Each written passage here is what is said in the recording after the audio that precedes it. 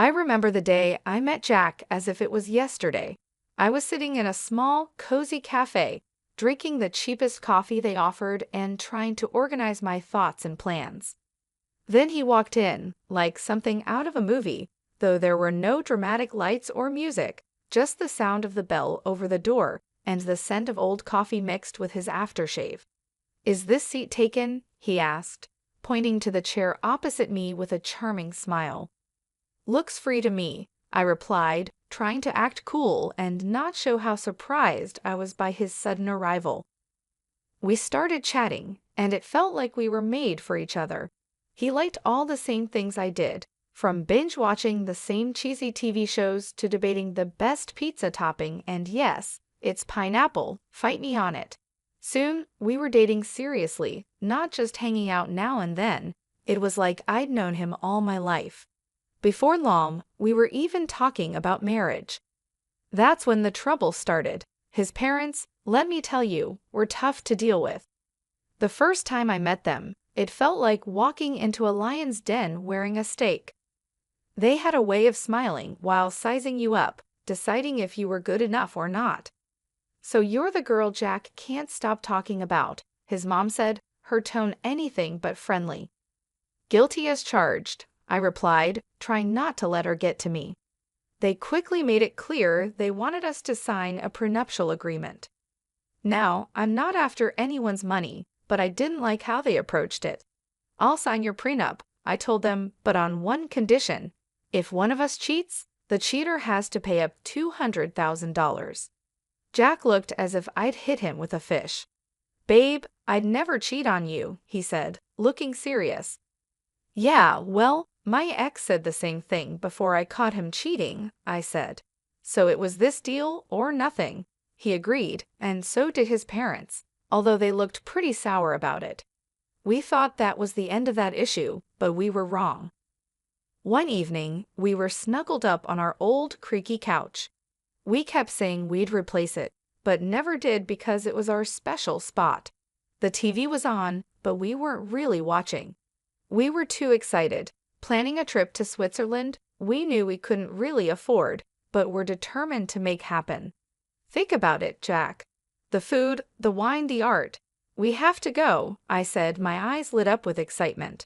Jack laughed and hugged me closer. "Linda, you had me at food, but let's be real. Our bank account is more suited for camping in the backyard than a romantic trip to Lausanne." I nudged him playfully. "So we'll save. We'll cut back on things we don't need, like your video games." He pretended to be shocked. "Not the video games. Take my shirts, my shoes, even my beloved coffee maker, but leave the games alone." We laughed together. That was typical for us, dreaming big but staying realistic about our simple life. And we were happy. Our joy wasn't just in big adventures. It was in the little things too, like how Jack would make breakfast on Saturdays. He couldn't really cook, but he had somehow mastered scrambled eggs and toast, which he'd serve with his terrible coffee. I loved those mornings. "Hey, I'm thinking scrambled eggs today. What do you think?" he'd ask, already heading to the kitchen. "Only if you promise not to burn the toast this time." I'd shout back, adding, "And I'm making the coffee." One day, while we were washing dishes together, a simple task that felt special because we did it together, Jack brought up a topic we had been avoiding. "Linda, we need to talk about, starting a family," he said, breaking the comfortable silence. I paused, holding a plate. "I know, it's just scary, isn't it? What if we can't?" Jack turned to me, drying his hands on a towel. "Then we'll handle it together, but we won't know until we try, right? How hard can it be?" I laughed, feeling a mix of nerves and love. Famous last words, babe. But that's how we were. No matter what came our way, we faced it together. Even when his mom started hinting about wanting grandchildren every chance she got, we managed. "Linda, darling, when are you going to give me some grandbabies? You're not getting any younger, she'd say. Her tone was sweet, but her words were sharp. I just bite my tongue, smile, and say, "We're working on it, aren't we, Jack?" And he'd jump in, "Yeah, Mom, Give it a rest, will you? These things take time. But as the year went on, the pressure increased. It wasn't just from his mom, but from within us too. We wanted a family, but it wasn't happening as easily as we hoped. Since Sophia found her new hobby of making my life difficult, our home felt like a battleground, her sharp words the main weapon. It all came to a head one Sunday lunch, a day meant to be relaxed and peaceful. Sophia, with her usual timing, dropped by uninvited just as we were about to sit down. The air tensed the moment she walked in, her eyes scanning the room as if she was about to conduct a military inspection. "Well, isn't this quaint?" she started, her voice dripping with sarcasm as she looked at the simple meal I prepared. "You really outed yourself, Linda. I can see you've been busy in the kitchen all morning." Her eyes met mine briefly, a smirk on her lips. Trying to keep the peace, I forced a smile. "It's nothing fancy, Sophia, just something simple and quick. Please have a seat." As we sat down, she began her usual tirade. "You know, Linda," Sophia said, her voice loaded with condescension, "I was talking to Mrs. Charlotte the other day, and she mentioned how her grandson was just born. It got me thinking, when are you and Jack going to give me some good news? You're not getting any younger."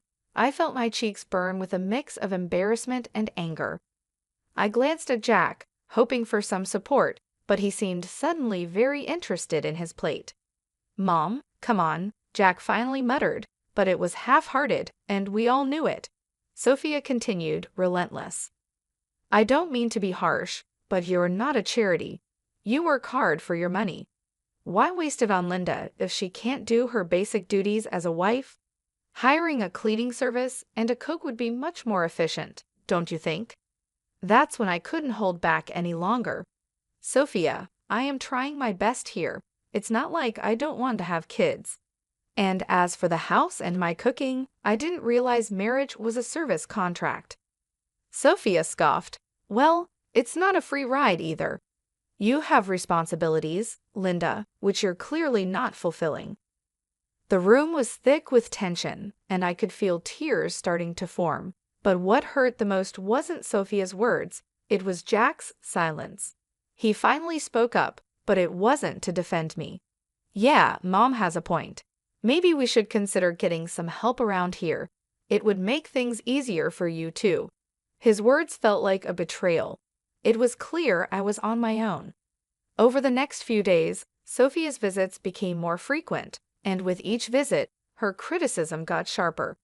She'd inspect the house, pointing out every speck of dust or a pillow out of place. "You call this clean?" She'd scoff. "My eyes must be deceiving me because this looks like a pigsty."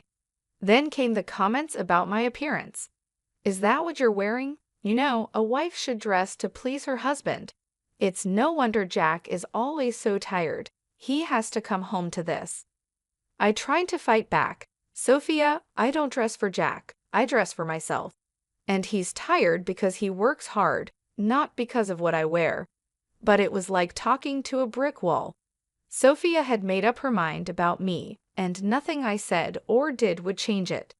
Jack's lack of support was the biggest blow. Each night after his mom left, we'd argue. "Why won't you stand up for me, Jack? She's walking all over us, and you're just letting her." "Linda, she's old and set in her ways. What do you want me to do, kick my own mom out?" "No, but I want you to be my husband, to stand by me, not her." It was clear this was about more than just Sophia's disapproval. It was about us, our marriage, and whether we were strong enough to stand together or let Sophia's criticisms tear us apart as the days turned into weeks. I realized this wasn't just a temporary issue, it was a full-on attack. And if we didn't act soon, there might not be anything left to save. Things between me and Jack had been cold since Sophia intensified her criticisms. But it wasn't just our home life that was under pressure. Jack himself had started acting strange, and it wasn't just because he was stressed at work. It was something more, something that made my stomach churn. It began with phone calls. Jack used to be open about his phone. We didn't keep secrets from each other. But then he started leaving the room whenever he got a call, and it was always the same caller ID, Paul Work. One evening, I tried to sound casual and asked, "Who's Paul Work?" Jack flinched, a clear sign he was nervous. "Oh, just a new guy at the office, asks a lot of questions," he said. But there was more. Jack, who was never into fashion, suddenly started caring about how he looked. The graphic tees and old jeans were gone, replaced by crisp shirts, slacks, and even cologne. "Since when did you start caring about smelling like a department store?" I joked one morning as I watched him comb his hair in a new style. He just smirked too quickly, just felt like changing things up. No harm in that, right? And then there were the late nights at work, which became more frequent. "Another long one, babe?" I texted, trying not to sound needy. "Sorry, this project is killing me." "Won't be late, I promise," he texted back. But it would be well past midnight before I'd hear his keys in the door. I couldn't shake the feeling that something was wrong. It followed me like a shadow. That's when I decided to hire a private detective. It felt like something from a cheesy TV show, but I had to know for sure. The evidence came in a plain brown envelope, as heartbreaking as it was conclusive. Photos of Jack with another woman, their closeness unmistakable, caught in moments that shattered our years together. But it was the recording that hurt the most. Their conversations, filled with affection and plans, made it clear they were in love, or at least he was with her. I sat there with the evidence laid out in front of me, feeling a cold realization. This was the proof I might need if we ended up in a tough divorce. The photos captured moments stolen from our life together, and the recorded words betrayed every "I love you" he had ever whispered in my ear. But I kept it all to myself, a painful burden I chose to bear alone. I wasn't ready to confront him, not yet. I needed a plan, a way to handle the collapse of our marriage while keeping my dignity. The following days passed in a blur. Jack kept up his act, and I played the role of the perfect wife, smiling on the outside while breaking inside. Our conversations became a careful dance around the truth, each word measured, every laugh forced. "Everything okay, Em? You've been quiet," Jack would ask, his concern sounding real. "Yeah, just tired, you know. Work's been crazy," I'd reply, the lie bitter in my mouth. It was just another ordinary day, or so I thought, until I overheard a conversation that changed everything. I was passing by Jack's office, the door slightly open, when I heard their voices. It was Jack and his mother, Sophia, and they weren't just making small talk. Their tone was serious, full of intent. "I'm telling you, Mom, I can't do this anymore. It's not just about the kids. I've lost all feelings for Linda. It feels like we're roommates, not husband and wife," Jack said, his voice strained and tired. Sophia's response was sharp. "Of course you feel that way. She hasn't given you a child. And what else has she really brought to this marriage? But let's not rush things. My 65th birthday is coming up, and we wouldn't want to miss out on a generous gift from her, would we?" The cynicism in her voice was like a knife twisting in my gut. They were using me, planning to keep me around just long enough to benefit from a generous birthday gift before casting me aside. "Exactly, dear. Just bide your time a little longer," Sophia confirmed, her voice dripping with malice. I stood there, frozen, feeling both shocked and angry. They were planning to push me out of the family as easily as making a grocery list. The pain was deep, but it ignited a fierce desire for revenge within me. They thought they could use me and toss me aside when convenient. I was determined to show them that I wasn't just a pawn in their twisted game. A few days later, during a family dinner that felt more like an act than a meal, Sophia brought up her upcoming birthday with a smirk I had grown to hate. She leaned in and asked, "So, Linda, dear, what are you planning for my birthday? Something special, I hope." I looked at her calmly and said, "Actually, Sophia, I was thinking of hosting a dinner at the city's most luxurious restaurant, a night you won't forget." Her eyes lit up with greed, and she shared a quick, satisfied glance with Jack. They thought they had cornered me, but they didn't know I was already 2 steps ahead, Oh, Linda, that sounds delightful.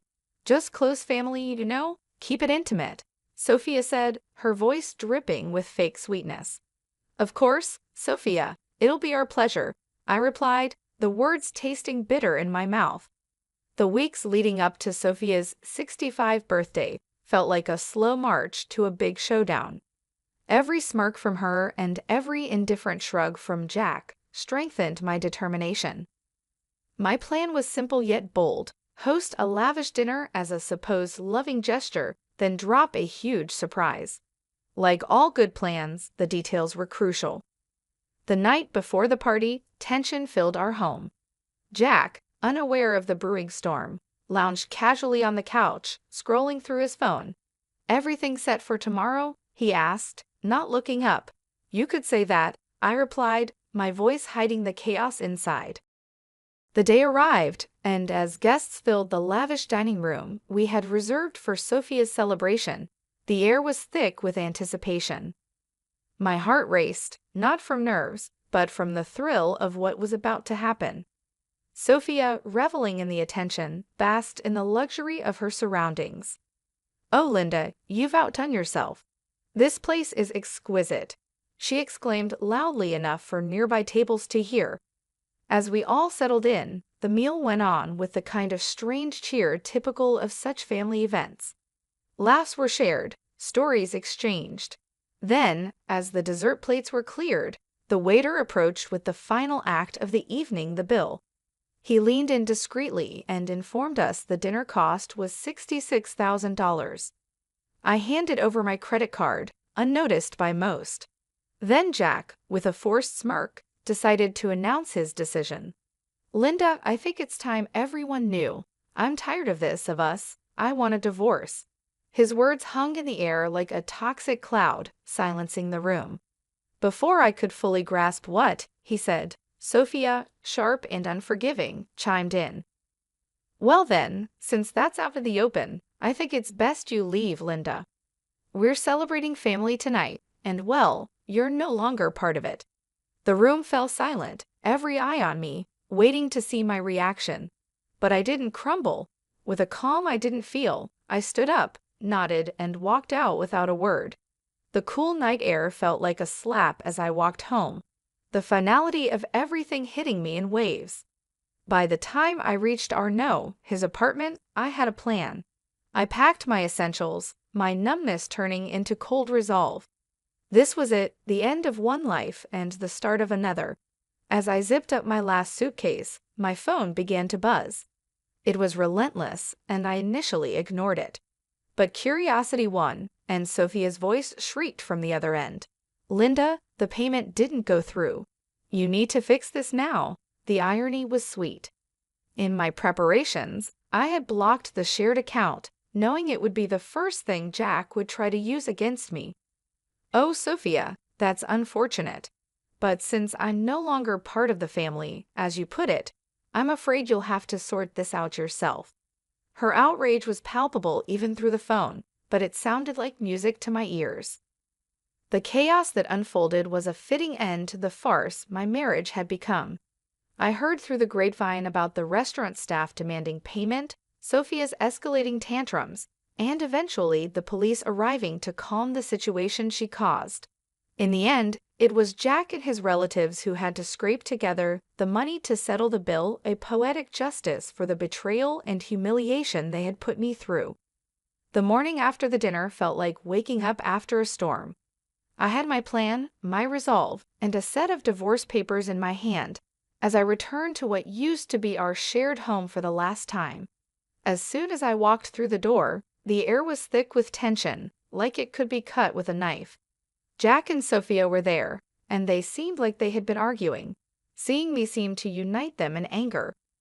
"You've got some nerve showing up here after last night," Jack said, his face a mix of anger and disbelief.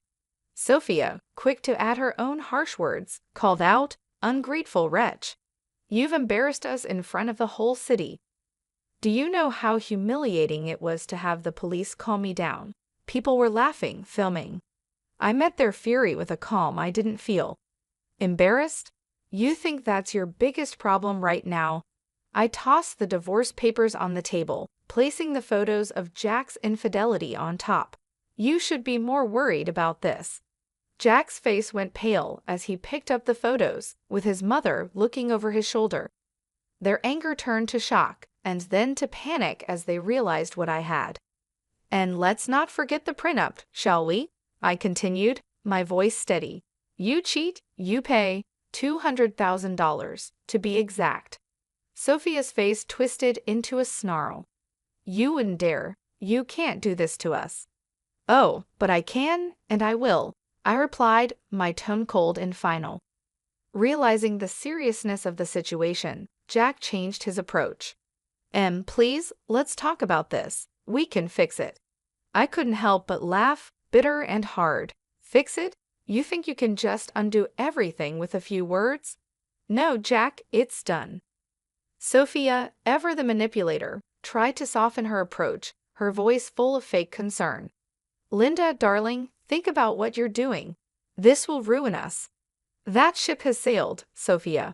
You should have thought about that before. Their begging turned to pleading, their words a desperate scramble to salvage what they could, but my mind was made up. I was done being the victim, done with their lies and manipulations. In the end, Jack had no choice but to borrow the money from his parents to pay me. As I left that house for the last time, check in hand, I felt a weight lift off my shoulders.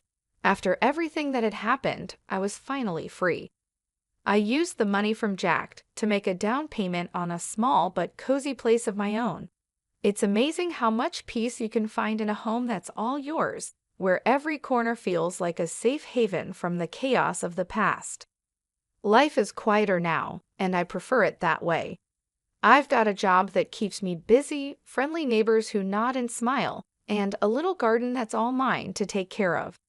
But every now and then, I hear some gossip about Jack and Sophia. Just the other day, I was getting coffee from the local spot where people gather, and I bumped into someone from the old neighborhood. After some small talk, they leaned in, lowered their voice, and said, "Hey, have you heard the latest drama with your ex and his mom?" Their eyes were shining with excitement. I raised an eyebrow, curious yet detached. Can't say that I have, do tell. They seemed to enjoy sharing the news. It seems Sophia isn't too happy with Jack's new girlfriend. Word is, they're fighting like cats and dogs. Makes your situation look like a walk in the park. We moved on from the topic, but as I walked away with my coffee, I felt a deep sense of relief. There was a time when news like this would have upset me, but now it's just another piece of someone else's story. These days, my biggest concerns are whether my tomatoes will ripen before the squirrels get to them, or if I'll ever manage yoga without looking like a newborn deer on ice. Life's simpler, quieter, and so much sweeter on this side of chaos.